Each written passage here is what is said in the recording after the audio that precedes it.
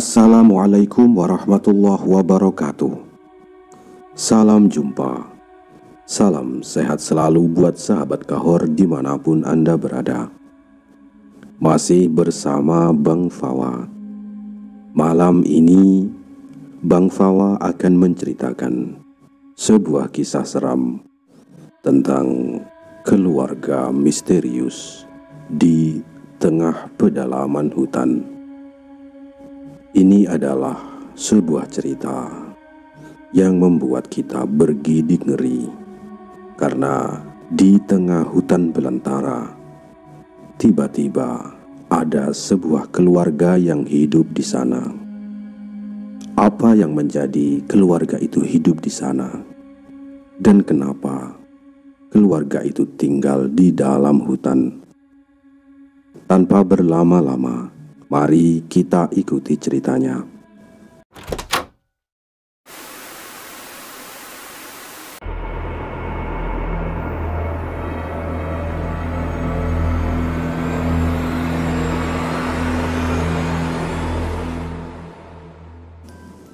Gerimis tipis membuat desa terlihat lebih gelap dari biasanya.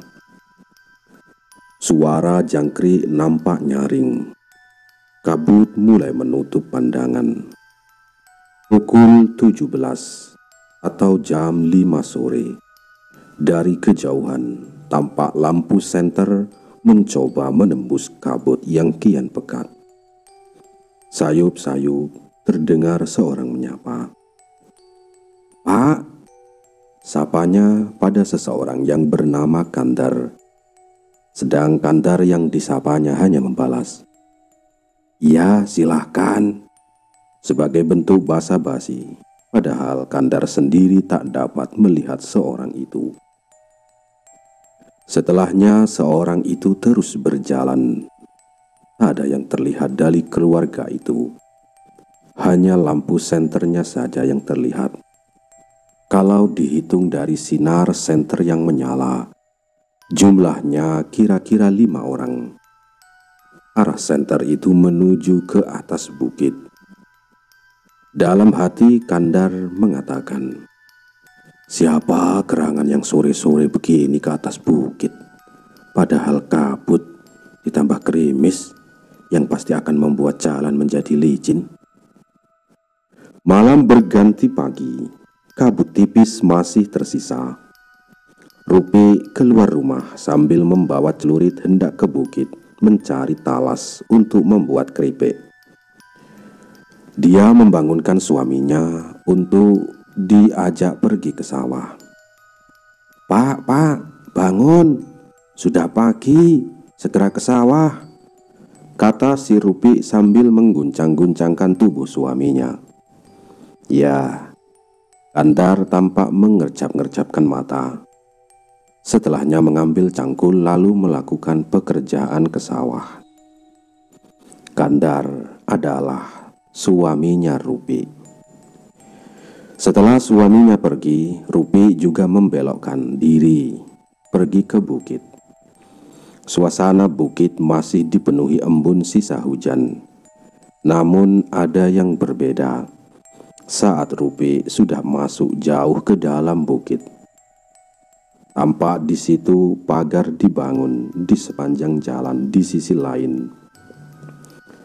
Jadi di bukit ini yang tadinya hanya ada satu jalan setapak saja menuju air terjun desa, di mana di sana warga desa sering memancing ikan, juga mencari ubi talas. Namun kali ini jalan ini tampak bercabang dengan satu jalan lain yang diberi pagar dari batang pohon. "Loh, kemarin aku kesini belum ada pagarnya. Kapan bangunnya ya? Terus kok sudah ditanamin bunga juga?"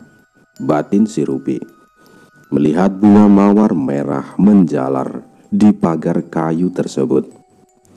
Karena penasaran, Rupi pun mengikuti pagar itu. Dia berjalan dan terus berjalan hingga akhirnya menemukan rumah yang begitu besar dengan semua bangunan yang terdiri dari kayu. Ya Tuhan, bagus sekali, gumam si Rupi. Bu, panggil seorang perempuan dari belakang, yang membuat Rupi sedikit kaget. Diamatinya perempuan yang sangat ayu tersebut.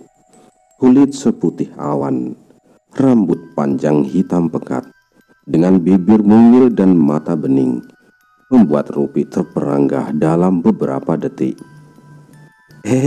Maaf, ucap Rupi setelah tersadar. Dirinya sungkan karena merasa lancang, karena berani masuk ke kawasan asing, hingga ketahuan yang punya rumah. "Gak apa-apa bu, silakan masuk saja," kata perempuan itu dengan ramah. Karena sudah tertangkap basah, Rupi pun menuruti dengan masuk ke rumah itu. Dipersilahkannya Rupi untuk duduk di kursi rotan tepat di teras rumah. Perempuan itu menyuruh Rupi menunggu sebentar, sebelum akhirnya perempuan itu masuk. Tak lama, perempuan itu kembali dengan membawa nampan, dengan 2 cangkir indah di atasnya. Dari gelas keramik itu saja Rupi tahu kalau perempuan yang dia temui bukan orang biasa. Maaf, Anda ini siapa ya?" tanya Rupi sambil tersenyum wajahnya. "Saya Arum bu. Lalu ibu ini pasti warga desa seberang kan?" tanya Sekar setelah meletakkan 2 gelas keramik di atas meja. Namanya adalah Sekar Arum. "Silakan diminum bu," kata Sekar Arum lembut. "Namanya indah. Nduk Arum tinggal di sini dari kapan?" tanya Rupi lagi. "Saya tinggal di sini dari semalam bu," jawab Arum sambil mendekatkan teh itu ke Rupi, supaya teh itu tidak bocor ketika diminum. "Pantesan kemarin saya kesini tidak ada orang, belum ada pagarnya, masih belantara," jawab Rupi tanpa memikirkan apa yang baru saja dia katakan. Bu, kamu mau kerja di sini?" tanya Arum memotong pembicaraan. Rupi nampak berpikir sejenak, lalu mengamati Arum dengan penuh harap. "Mau Nduk, kerja sebagai apa?" tanya Rupi yang tampak bersemangat. "Ya masak sambil bersih-bersih rumah," jawab Arum dengan ramah. Iya mau," jawab si Rupi. "Kalau mau besok ibu kesini ya mulai kerja," kata si Arum. Ya, besok pagi-pagi saya kesini," jawab Rupi semangat. Setelah meneguh habis tehnya, Rupi kembali pulang. Tak lupa membawa celurit yang tadi dia sandarkan di dinding dekat kursi rotan. Dia tak sabar ingin segera mengucapkan kabar baik pada suaminya, Sikandar. Pak, panggil Rupi setelah sampai di ambang pintu rumah. "Ada apa sih bu?" "Loh, talasnya mana?" tanya Kandar bingung melihat istrinya pulang dengan tangan kosong. "Aku tadi ke hutan pak, lalu lihat pagar bunga dengan jalan setapak. Saat ku ikuti jalan itu, sebuah rumah besar terlihat. Aku yakin pak itu rumahnya orang kaya. Pemiliknya juga sangat cantik. Aku ditawari kerja mulai besok," jawab si Rupi. "Wah, kamu itu loh, ngelintur apa gimana? Orang di hutan mana ada rumah yang kamu bilang itu?" kata Sikandar. "Ada pak, ada. Aku lihat pakai biji mataku sendiri, ada," jawab Rupi. Gak mungkin. Orang minggu lalu waktu aku benerin air yang mampet juga gak lihat apa yang kamu lihat itu," kata Kandar. "Iya sih pak, Kemarin aku juga nyari keladi, nggak ada apa-apa. Tapi aku nggak mungkin salah lihat. Memang ada kok rumahnya. Bahkan aku mampir dan dibikinin minum. Sampai ditawarin kerja, Pak. Jawab Rupi masih yakin dengan apa yang dia lihat. Ah, kamu ngelamun mungkin. Sudah, masak sana. Jawab Kandar yang masih meragukan apa yang istrinya lihat. Pokoknya besok aku akan tetap ke sana, Pak, dan mulai kerja. Jawab Rupi sambil beranjak dari tempat duduknya. Menutup malam dengan penuh harap, semoga besok dirinya memang benar-benar mendapatkan pekerjaan. Pagi masih buta. Rupi sengaja bangun lebih pagi untuk membuat sarapan untuk suami. Kandar kemudian bangun dan melihat seisi ruangan kamarnya. Sudah tidak ada istrinya yang ada di sampingnya. Ketika dia melihat istrinya sudah masak ada di dapur, Kandar pun berkata, "Bu, beneran mau ke rumah itu? Yakin kalau kamu gak ngelindur waktu lihat rumah itu?" Tanya Kandar memastikan. "Aku tuh walaupun sudah berumur 40 tahun, mata aku masih awas, Pak. Masa iya rumah segede itu gak kelihatan di mataku? Lagian bagus kalau aku bisa dapat kerja yang bisa ngasih penghasilan. Lumayan buat benerin rumah, Pak." Kesal si Rupi saat harus menjelaskan kembali apa yang dia lihat. "Ya sudah, asal kamu sebelum gelap harus sudah pulang," kata Kandar sambil mengasah parang, membuat keadaan kembali normal. Saat matahari perlahan-lahan mulai terlihat, Rupi kemudian berangkat ke bukit. Setelah memastikan makanan sudah tersedia di atas meja, sengaja Rupi memasak lebih banyak supaya suaminya tinggal panaskan jika ingin makan. Saat Rupi sudah di halaman rumah calon majikannya, terlihat Arum tengah menjemur baju. Dipandangnya Rupi dengan wajah senang, lalu berhambur mendekat ke arah Rupi. "Saya kira ibu ndak jadi kerja," kata si Arum. "Jadi non, saya butuh pekerjaan ini soalnya," jawab Rupi merendah. "Senang saya dengarnya, tapi panggil Arum saja, Bu. Mari saya kenalkan sama Bapak," kata Arum sambil tersenyum. Sedang Rupi mengangguk pelan. Setelahnya mengikuti Arum yang masuk ke dalam rumah. Baru kali ini Rupi tahu tentang suasana dalam rumah yang tampak redup. Sedikit sekali bias cahaya yang bisa masuk ke dalam rumah. Dengan segala bangunannya yang terbuat dari kayu, ornamennya pun sangat kuno, namun terlihat sangat mahal, seperti gelas keramik tempo hari. Sudah sangat lama Rupi tidak melihat lagi gelas-gelas semacam itu. "Perkenalkan, Bok, saya Rusli, bapaknya Arum," kata Pak Rusli sambil mengulurkan tangan. "Kulo Rupi Ndoro," jawab Rupi menunduk.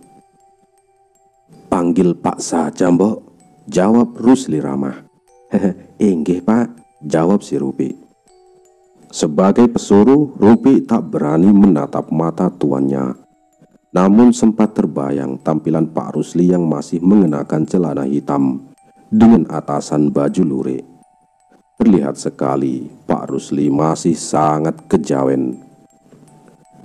"Nanti biar Arum yang menjelaskan apa saja yang akan Bok kerjakan di rumah ini. Memang sulit, Bok, tapi melihat perawakanmu yang kalem, saya yakin kamu telaten. Sudah, saya mau mancing dulu," jelas Pak Rusli. Rupi mengangguk kalem, walau masih bingung dengan kesulitan apa yang akan dia kerjakan. "Karena ibu sudah resmi bekerja di sini, jadi saya panggil Mbok saja ya," biar lebih enak, kata Arum. Heh, enggih non. Jadi tugas mbok itu ya susah-susah mudah. Pertama, mbok masak pagi. Nggak banyak kok. Di rumah ini cuma ada 3 orang saja. Saya, bapak, sama Dimar. Nanti untuk masakan tidak usah terlalu banyak. Untuk nyapu, nyuci, dan pekerjaan rumah yang lain, saya yang akan mengerjakannya, mbok, kata Arum menjelaskan. Jadi tugasku hanya memasak, non? Tanya Rupi bingung tak melihat kesulitan dari tugasnya. Ya sambil rawat Dimar adik saya, itu yang paling susah, kata Arum sendu. Kenapa, non? Nakal ya anaknya, kata Rupi. Ibu lihat saja sendiri, mari saya antar, jawab Arum. Sebelum itu Arum membawa 1 piring nasi. Setelah itu berjalan mendahului Rupi. Semakin lama Arum berjalan, semakin gelap juga ruangannya. Dari ujung ruangan, Arum mengambil lentera yang sepertinya sudah disiapkan. Setelahnya Arum menggerakkan tangga yang membawa mereka ke dalam ruangan bawah tanah. Suasananya sangat gelap. Satu-satunya penerangan hanya berasal dari lentera yang ada di tangan Arum. Selain itu, ruangan terasa lembab. Sedikit tercium bau amis yang membuat debar jantung Rupi terpacu. Hingga akhirnya sinar lentera mencapai sebuah pintu kayu dengan simbol yang aneh. Membuat Rupi kian bingung. Sebenarnya tugas apa yang akan dia kerjakan? Cekrek! Pintu terbuka. Digantung dengan lentera itu sehingga seisi ruangan terlihat lebih terang. Mata Rupi terfokus pada sebuah kotak bayi yang berukuran lebih besar, hingga rasanya kotak itu bisa ditiduri orang dewasa. Kak, ada seseorang yang memanggil dari dalam box. Iya dek, jawab Arum sambil mendekati ke arah box itu. Gimana tidurnya? Nyenyak, imbuh si Arum. Lapar, rintih anak yang ada di dalam box itu. Iya, sebentar, jawab Arum dengan suara lembut. Mbok, sini, panggil Arum, yang membuat Rupi berjalan mendekat. Jalan Rupi terasa berat karena bau anyir semakin menyeruak. Ditambah banyak lalat hijau yang hinggap di mana-mana, membuat badan Rupi bergetar hebat. Namun, karena perintah, juga karena rasa penasaran, diseretnya kaki yang kian berat dirasa. Toh, tuannya saja tak bereaksi geli atau semacamnya. Mungkin saja anak yang ada di dalam box itu hanya sakit keras, hingga aromanya anyir. Oh Gusti, pekik Rupi saat melihat sosok yang tengah tidur di ranjang. Rupi memejamkan mata, tak kuasa menahan rasa takut tentang apa yang baru saja dia lihat. Geli ya mbok, adik saya memang terlahir demikian. Ibu saja sampai kabur karena tak kuasa melihat anaknya sendiri, kata Arum sendu. Kalimat yang keluar dari mulut Arum membuat Rupi kasihan. Dibukanya matanya, memandang Dimar lebih jeli lagi. Ini teluh non, jawab Rupi melihat kondisi Dimar. Kondisinya sangat mengenaskan. Tak ada mata, tak ada tangan, tak ada kaki, tak ada tengkorak kepala, sehingga otaknya terlihat.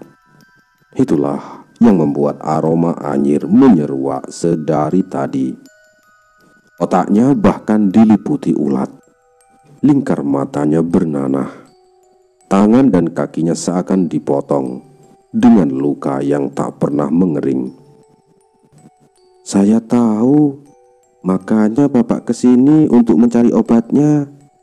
Jadi tugas Mbok yang paling susah itu merawat Dimar, memandikan, menyuapi makan, sambil menerangi ruangan ini. Sebulannya Mbok akan dapat 5 juta.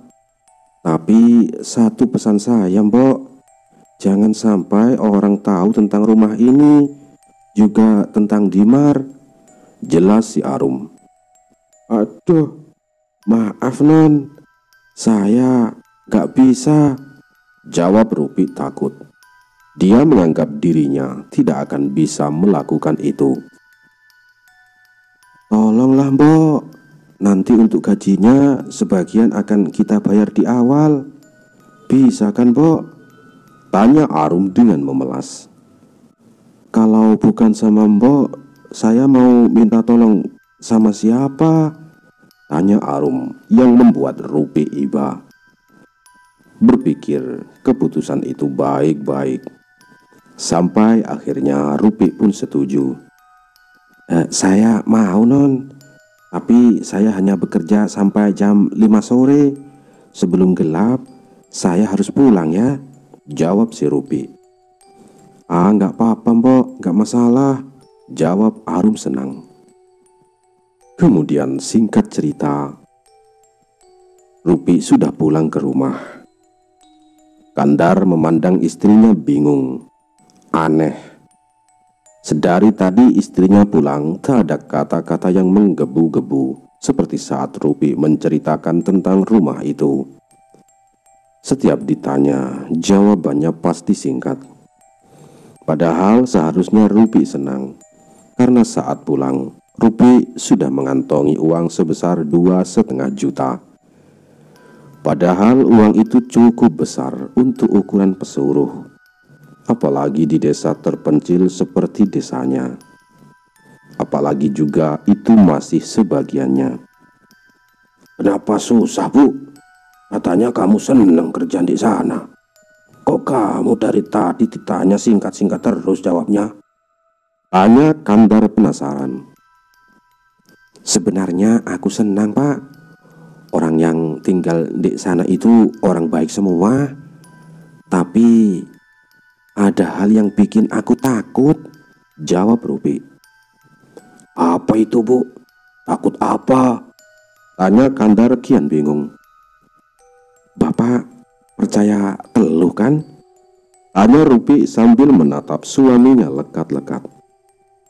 Kandar nampak kaget mendengar apa yang ditanyakan istrinya. Dari gerak-gerik Rupi seperti membingungkan. Pas ditanya juga, reaksinya semakin membuat Kandar tidak mengerti. "Percaya? Kenapa nanyain itu?" tanya si Kandar. "Gini Pak, tadi tong tong tong tong tong tong tong tong tong tong tong tong." Suara kentongan membuat Rupi menghentikan kata-katanya, memaksa keluar rumah untuk tahu apa yang membuat kentongan itu sampai berbunyi. "Ada apa?" tanya Rupi setelah mendekati pos ronda. "Anaknya Pak Kades meninggal," jawab salah satu warga. "Yang mana?" tanya Kandar ikut prihatin. "Yang sulung, Yoga namanya. Meninggal karena kepleset waktu memancing di air terjun," jawab warga menjelaskan. "Walah, Gusti, Gusti," gumam si Rupi. Kandar bergegas menutup pintu rumahnya, lalu bersama warga lain menuju ke kediaman Pak Kades. Sedang Rupi sudah lebih dulu ke sana.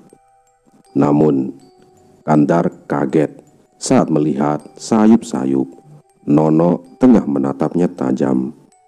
"Orangnya balik, bawa hal buru, ha, orangnya balik," ucap Nono sambil berlalu. "Orang gila," ucap Kandar kesal, lalu langsung berangkat ke rumah Pak Kades. Nono adalah orang gila yang ada di desa itu. Saat sudah sampai di kediaman Kades, Kandar berpapasan dengan warga lain yang sudah membawa cangkul. Warga terlihat buru-buru. Belum juga menegur, warga sudah mengajak Kandar langsung membuat galian kuburan. "Pak Kandar, langsung saja siapkan kubur. Tenda sama kursi sudah ditata soalnya," ucap si warga. "Lah, apa enggak diinapkan dulu? Orang sudah hampir gelap," tanya Kandar bingung. "Enggak pak, kepalanya pecah, darahnya enggak mau berhenti. Terus udah itu dihinggapin lalat. Makanya itu harus dikubur malam ini," ucap warga yang lain. "Oh ya sudah, mari," ucap Kandar semangat. "Pi, kamu besok nggak bisa bantu-bantu ya?" kata ibu-ibu yang lain. "Nggak bisa bu, aku soalnya kerja," jawab Rupi sambil sibuk mengupas bawang. "Kerja apa?" "Ya nyari talas, tapi sore aku akan langsung ke sini bu, tenang saja," ucap Rupi. "Oh ya sudah, kasihan lo Yoga, pamitnya mancing tapi kepleset sampai pecah kepalanya," ucap Ina prihatin. "Ya udah nasib nah, makanya anak kamu jangan boleh main ke air terjun sendirian," ucap si Rupi. Enggak bakalan tak bolehin," kata Ina yang hanya dibalas anggukan kecil dari Rupi. Sedangkan Kandar tengah menggali ke kuburan. Hari sudah mulai gelap. Satu-satunya cahaya hanya dari lampu senter yang dia bawa. Itu pun pinjaman dari warga. Saat Kandar mengarahkan senter ke arah pepohonan, senter itu menangkap sosok perempuan berbaju coklat, tengah menatapnya dengan tersenyum. Namun saat dilihat lebih jeli, perempuan itu tiba-tiba menghilang. "Duh Gusti, apa itu?" sambat Kandar dalam hati. "Ayo pak, digali pak," ucap yang lain. Kandar pun mengikuti. Dikeruknya tanah itu untuk kembali mencangkul. Jujur saja, bukan hanya kali ini dia membantu warga untuk membuatkan kuburan di malam hari. Namun suasana seram baru kali ini dia rasakan. Bulu kudunya meremang, keringat dingin mengucur membasahi jidatnya. Sembari berdoa, Kandar terus melakukan tugasnya sampai akhirnya selesai. Sudah selesai.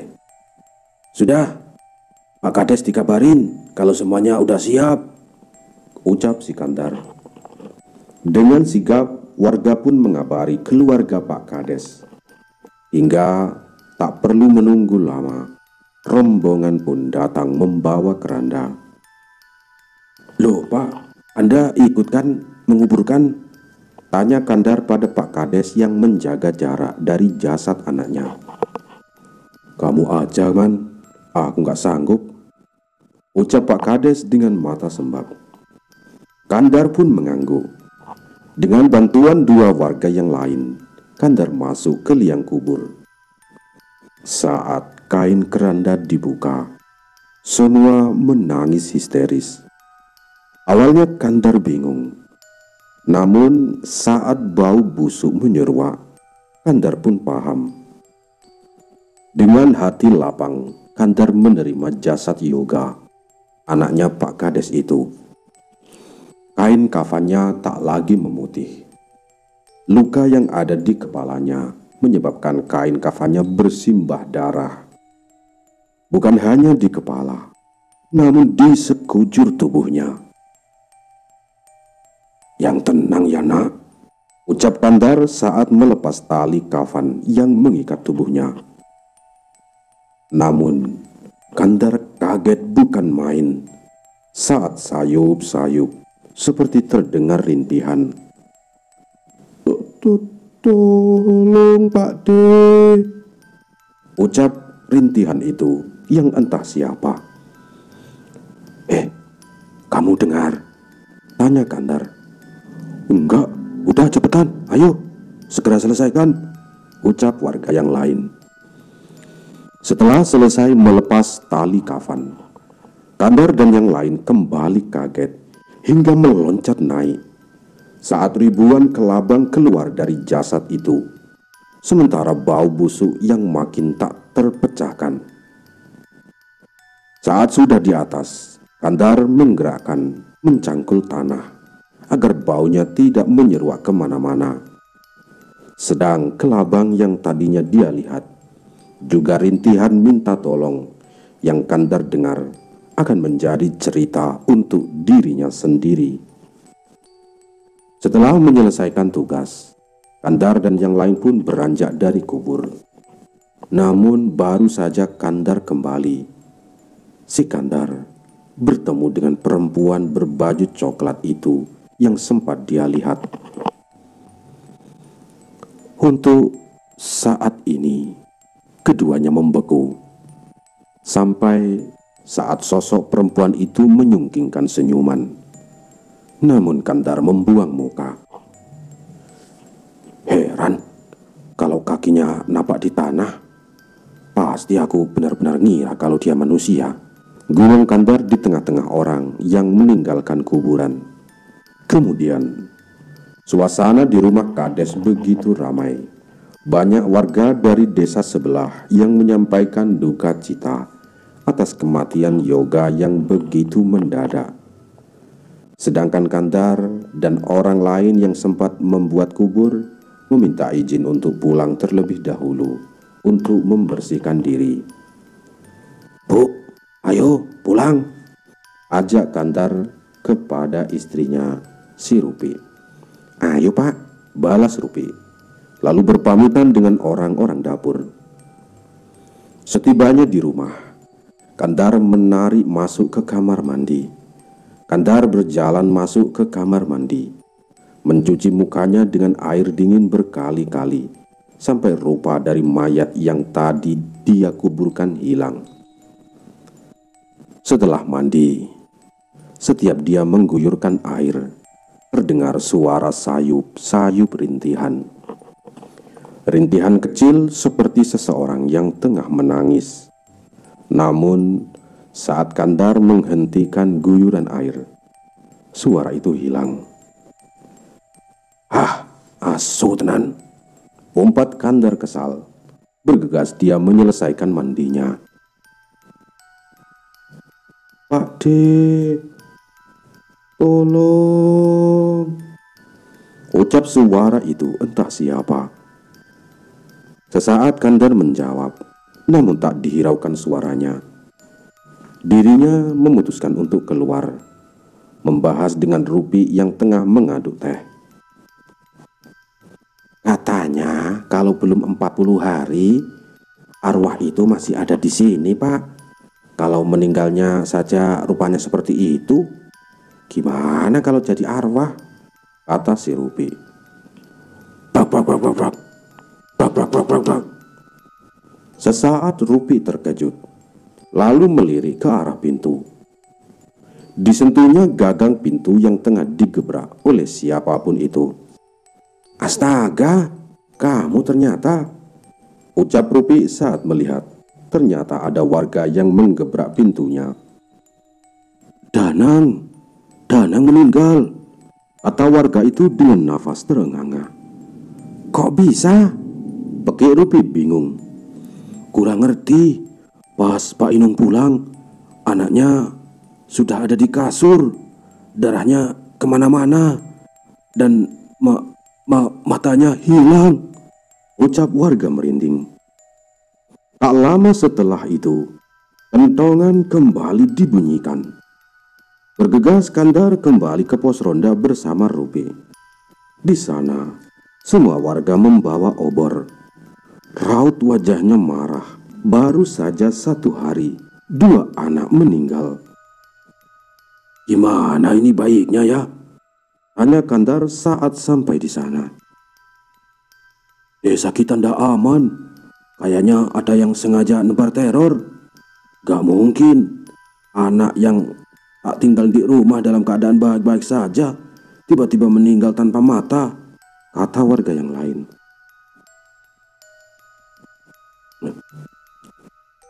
Desa kita ndak aman. Kayaknya ada yang sengaja nebar teror. Gak mungkin anak yang tak tinggal di rumah dalam keadaan baik-baik saja tiba-tiba meninggal tanpa mata. Anak saya pasti bunuh diri. Anak Pak Kades juga pasti begitu. Mana ada anak kepleset terus kepalanya pecah. Anak itu mancing di pinggir jalan, paling mentok meninggal karena hanyut, ucap Inung dengan marah. Inung adalah ayah dari anak yang meninggal barusan. Sebelum itu, mending kita segera buat kubur ya mas, ucap adik Inung yang tiba-tiba datang dari belakang. Baunya sudah nyebar, gak mungkin diinepin, imbuhnya dengan mimik wajah yang sedih. Inung terduduk sambil menutup mukanya. Dadanya terasa panas. Kehilangan seorang anak sudah terlalu berat untuknya, apalagi harus kehilangan dengan cara yang mengenaskan. Sudah, Pak Inung pulang saja dulu. Saya sama warga biar kembali membuat kubur. Sisanya mengurus jenazah. Sebaiknya anak-anak dikumpulkan jadi satu tempat saja, biar kejadian ini gak terulang, ucap Kandar menghimbau warga yang lain.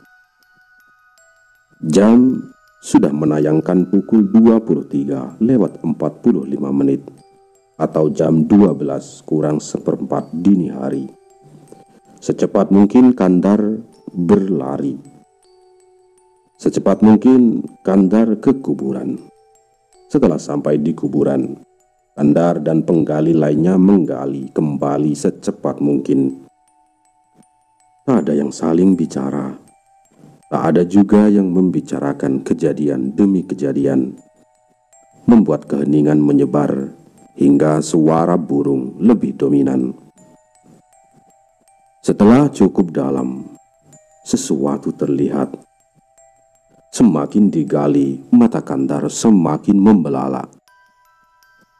Loh, lah ini kan makam yang tadi. Lah ini kan Yoga, anaknya Pak Kades. Oke, Kandar saat mengambil papan yang terlihat masih sangat baru. Bau busuknya menyeruak, membuat yang lain sudah lebih dulu naik.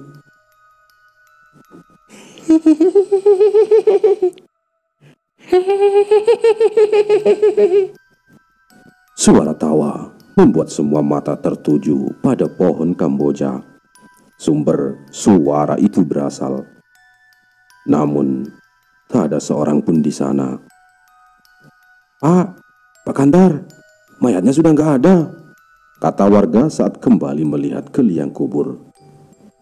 Sial, kayak kita dikerjain, ucap Kandar kesal.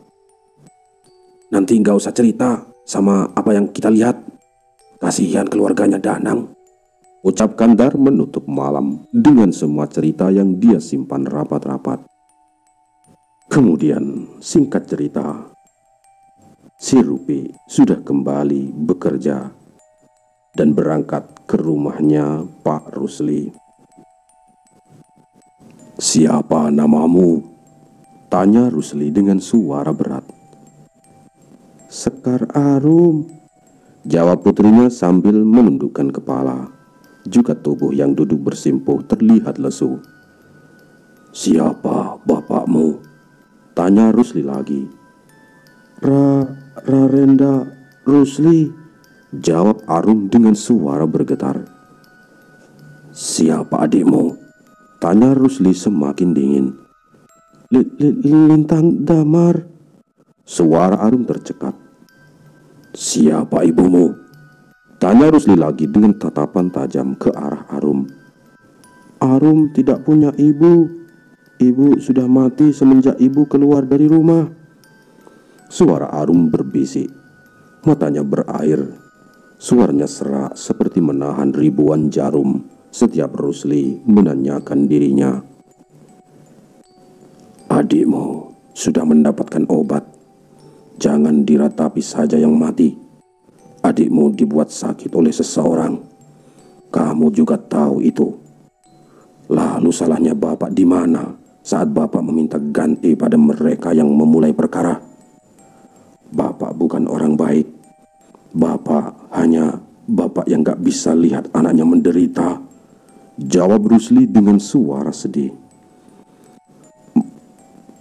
Maaf Pak, jawab Arum sambil memegang kaki Rusli, menyesali keluhannya atas kematian anak-anak yang tidak bersalah. Padahal Sekar tahu benar siapa yang lebih dulu membuat perkara. Rupi menundukkan kepalanya saat mendengar sebuah percakapan dari dalam rumah itu. Tangannya yang hendak mengetuk pintu diurungkan olehnya. Rarendra, gumam Rupi di dalam hati, seperti tidak asing dengan nama yang baru saja disebutkan oleh Arum. Namun disimpannya segala resah yang coba dia hubungkan seperti potongan puzzle untuk diendapkan dulu di kepalanya. Kini rasa penasaran bersinggungan pada si Damar.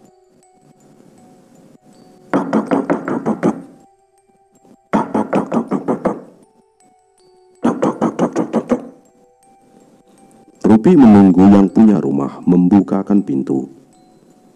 Tak lama kemudian, Arum keluar sembari menatap datar ke arah Rupi, membuat Rupi berdebar. Sudah sedari tadi ya Mbok? Tanya Arum. Baru saja sampai Neng, maaf terlambat, ucap si Rupi. Senyum Arum kembali merekah saat Rupi mengatakan dirinya baru saja datang, menyuruh Rupi masuk. Mbok, sapa Rusli ramah, sedang Rupi hanya membalas dengan senyum tipis sambil menundukkan kepalanya. Mbok, lihat Damar yuk, ajak si Arum. Mari, jawab Rupi yang kian penasaran. Bukan lagi di ruang bawah tanah, Arum mengajak Rupi ke sebuah kamar yang berhadap-hadapan dengan kamar Arum. Kamar yang sempat melihatnya saat ingin masuk ke ruang bawah tanah. Dari pintu depan tak tercium bau anyir, membuat Rupi semakin yakin dengan apa yang dirinya yakini. Perlahan Arum mulai membukakan pintu. Terlihat seorang anak laki-laki tengah duduk di kursi, memandang lurus ke arah jendela, membiarkan badannya diterpa matahari pagi. Dari ambang pintu saja, Rupi sudah hampir menangis melihat batok kepala dari Dimar yang tadinya tidak ada. Coba lihat, siapa yang ada di sini? Ucap Arum sambil memutar kursi, sehingga saling bertatapan antara Rupi juga Damar. Rupi terjatuh, kepalanya pening melihat kedua bola mata bening yang tengah menatapnya tanpa dosa. Dadanya terasa panas, bahkan rasanya ingin pingsan. Namun badan Rupi bergetar saat Arum memegang bahunya. Maaf non, ucap Rupi bergetar. Saya ada urusan, ucap Rupi yang bangun dengan kepala yang masih sempoyongan. Urusan apa Mbok? Loh, Mbok kok sempoyongan? Tanya Arum bingung. Tanpa menjawab, Rupi terus berjalan. Ditahannya rasa takut yang memuncak. Namun saat sudah di ambang pintu, sebuah suara menghentikan Rupi.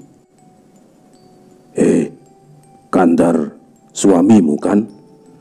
Tanya Rusli dengan suara berat.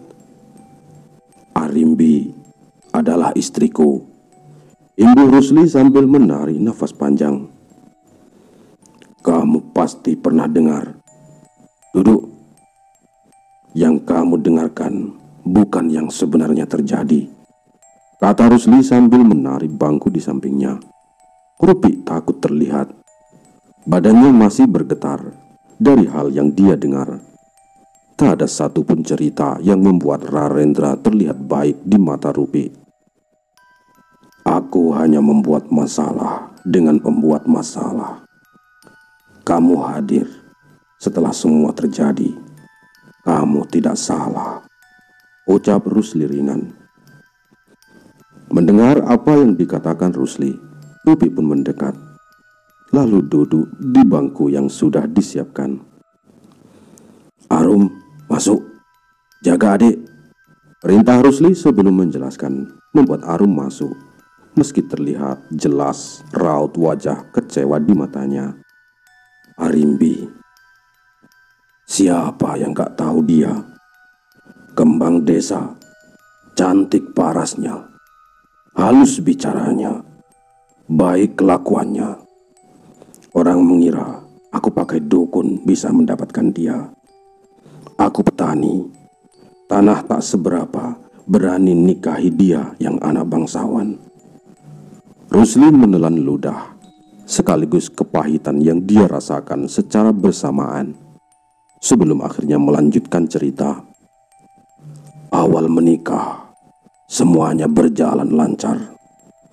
Seorang anak priayi bisa hidup dengan kaum sudra sepertiku, melepaskan segala atribut kemewahan, beserta diterimanya ancaman kehilangan warisan yang begitu banyak atas nama cinta.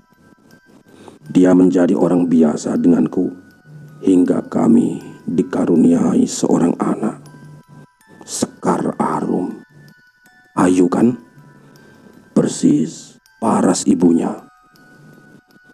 Air mata mulai turun dengan intonasi suara yang kian serak. Namun, yang namanya syirik itu ada. Kades, orang yang sejatinya kuanggap teman, ternyata mengirimkan teluh pada Dimar. Kulihat anakku sendiri lahir seperti tercabik-cabik. Dadaku panas. Selama hidupnya, aku melihat dirinya menderita. Belum cukup sampai di situ. Dihasutnya Arimbi kalau aku penyebab Dimar terlahir demikian. Katanya aku memiliki perjanjian dengan iblis. Dia bilang aku membuat Arimbi tergila-gila hingga anakku yang kena tulah, ucap Rusli nyaris berbisik. Alhasil, warga datang berbondong-bondong menemuiku, mengutukiku, memaki, melempari gubukku dengan batu. Istriku dirampas. Arimbi dipulangkan ke orang tua. Seperti binatang, kami dipaksa pergi. Aku, Arum dan Dimar, bertahun-tahun hidup mengasingkan diri. Salah saat aku mengambil bagian, ucap si Rusli.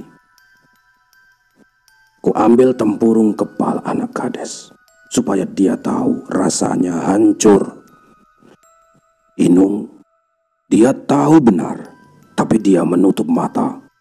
Ku ambil mata anaknya supaya dia bisa melihat apa itu menderita. Sisanya, anakku belum memiliki tangan dan kaki, ucap Rusli tiba-tiba dingin. Jangan lagi, jangan ada lagi yang mati, Pak, rintih si Rupi. Kenapa?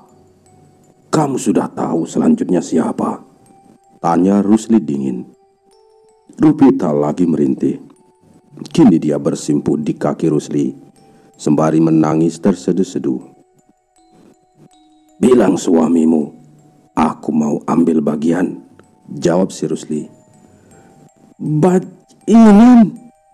Umpat Rupi bangun dari posisi yang tadinya disembunyikan untuk mencari belas kasihan. Tatapan tajam masih lurus ke arah Rusli, sedang Rusli sendiri menatap datar seakan tak bergerak. Rupi kemudian bergegas keluar dari rumah. Di depannya sudah disambut oleh hujan yang sangat deras. Langit mendung beradu suara petir yang seakan meneriakinya untuk segera pulang. Cuaca membuatnya berjalan pelan. Diangkat roknya sebatas lutut, lalu berlari secepat-cepatnya. Dari belakang punggungnya, batang pohon tumbuh merapat menutupi jalan. Di cabang jalan, Rupi berbalik. Ada pagar yang ditumbuhi bunga mawar. Ada jalan setapak. Tak ada rumah dari kayu. Semua kembali seperti sebelum rumah itu ada. Degup jantung Rupi beradu. Aduh, apa sebenarnya yang aku temui? Ucap Rupi menangis tersedu-sedu. Pada siapa sebenarnya aku mengabdikan diriku? Imbus si Rupi.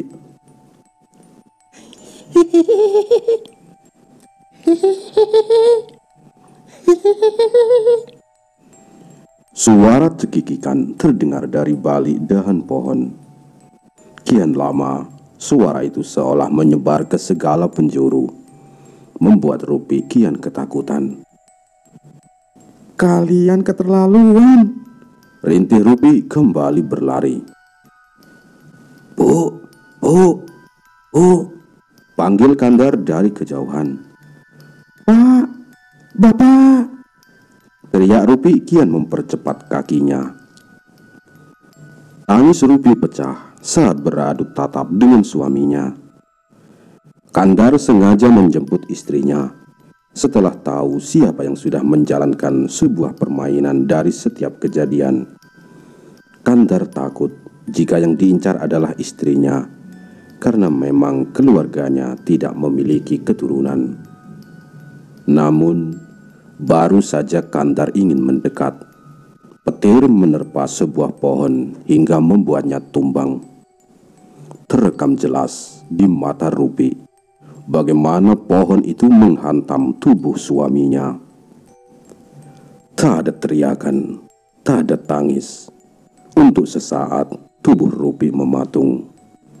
Dirinya masih menganggap semua ini mimpi buruk, sampai darah suaminya mengenai kaki telanjang Rupi yang penuh goresan semak berduri. Darah Kandar berbaur dengan air hujan. Merahnya pekat, baunya anyir. Sampai detik itu Rupi masih membeku, merasakan setiap tulangnya seperti dicabut satu demi satu. Rasa sakit, pedih menamparnya pada kenyataan bahwa dirinya sebatang kara sekarang.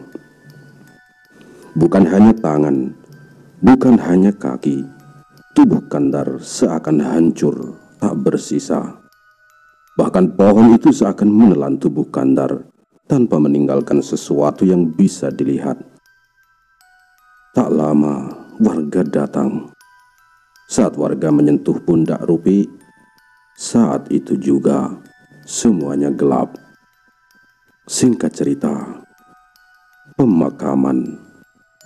Tempat inilah yang memisahkan Rupi dan Kandar suaminya sendiri. Kata itu terus terngiang di kepala Rupi. Tak memiliki keturunan, kini suami juga meninggal. Bahkan hanya badan hancur suami yang dikuburkan, tanpa bisa dimandikan, tanpa bisa melihat wajahnya untuk terakhir selamanya.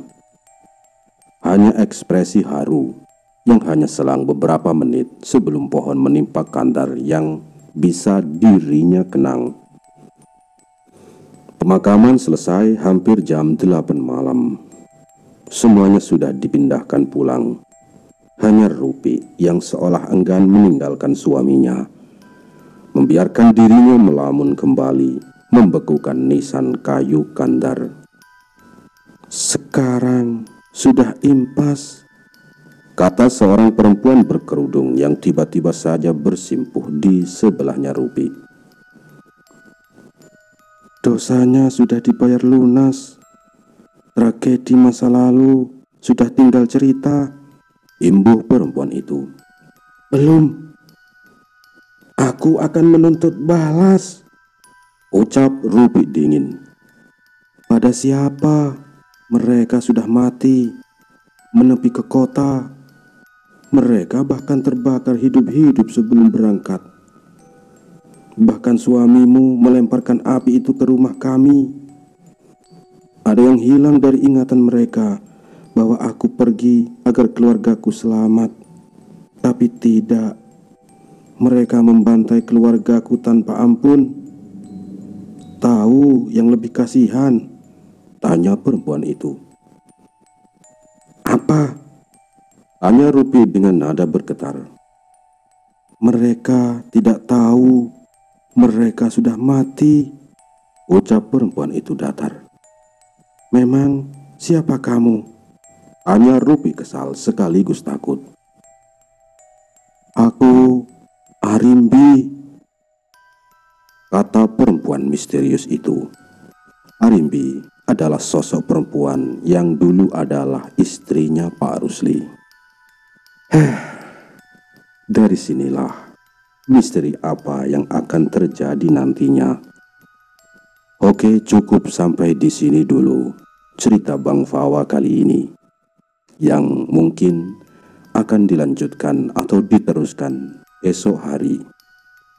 Karena cerita ini masih menjadi misteri dan penuh tanda tanya. Apa yang sebenarnya terjadi dengan keluarga Pak Rusli?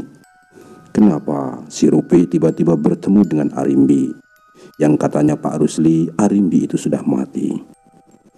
Apakah Pak Rusli itu memang hantu atau memang orangnya masih hidup bersama keluarganya? Semua ini menjadi misteri. Bersambung